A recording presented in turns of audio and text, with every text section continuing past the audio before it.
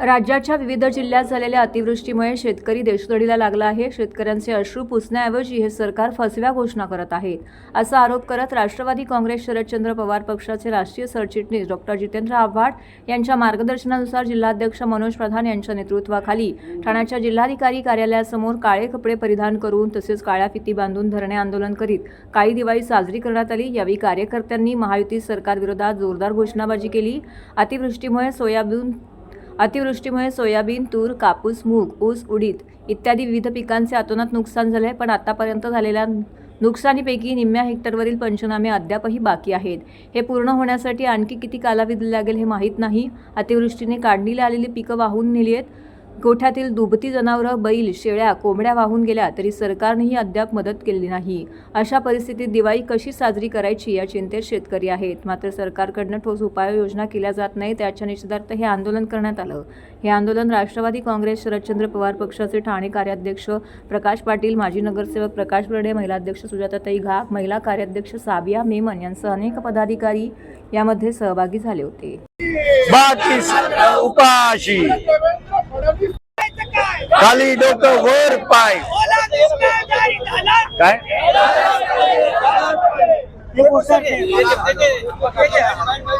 आहे तुपाशी, सरकार आहे तुपाशी। राष्ट्रवादी काँग्रेस पक्षाचा विजय असो, राष्ट्रवादी काँग्रेस पक्षाचा विजय असो।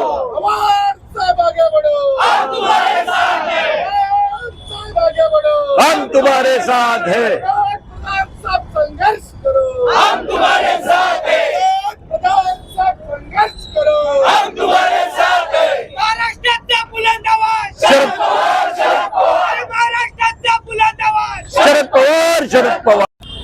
एक महिन्यापूर्वी नाशिकमध्ये शेतकऱ्यांचं एक आंदोलन राष्ट्रवादीने छेडलं, ज्याचं नेतृत्व पवार साहेबांनी केलं। काही अपेक्षा त्यावेळेस राष्ट्रवादीने सरकारकडे पुढे ठेवल्या होत्या। त्यात प्रामुख्याने 2-3 मागण्या होत्या की हेक्टरी 50,000 रुपये देण्यात यावे। दुसरी मागणी होती की कर्जमाफी, जे तुम्ही तुमच्या अजेंडामध्ये दिलं होतं ते कर्जमाफी करून शेतकऱ्यांना त्यांचा सातबारा रिकामा करून द्या, ती पण मागणी दिली गेली नाही। लोकांचे गुरं गाया वाहून गेलेल्या आहेत, त्याच्याबद्दल पण जेवढे पैसे देतात ते कमी आहे।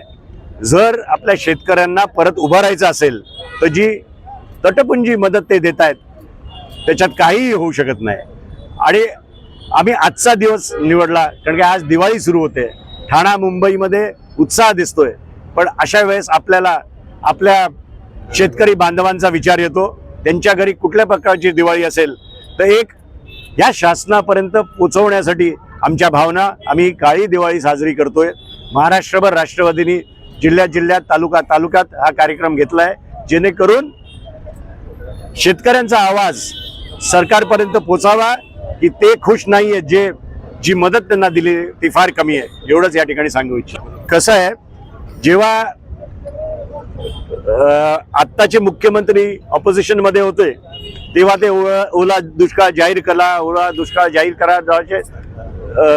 हे करायचे, आणि आज ते सत्तेत आहेत तर ते म्हणतात ओला दुष्काळ जाहीरच करू शकत नाही।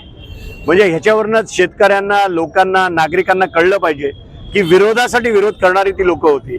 आम्ही अजिबात विरोधासाठी विरोध करत नाही। जर आमच्या मागण्या पूर्ण केल्या तर मी आश्वासन देतो राष्ट्रवादीच्या वतीने की याच नाक्यावर त्यांचं अभिनंदन करायसाठी पण आणखीन 10 पट लोक आम्ही या ठिकाणी येऊ।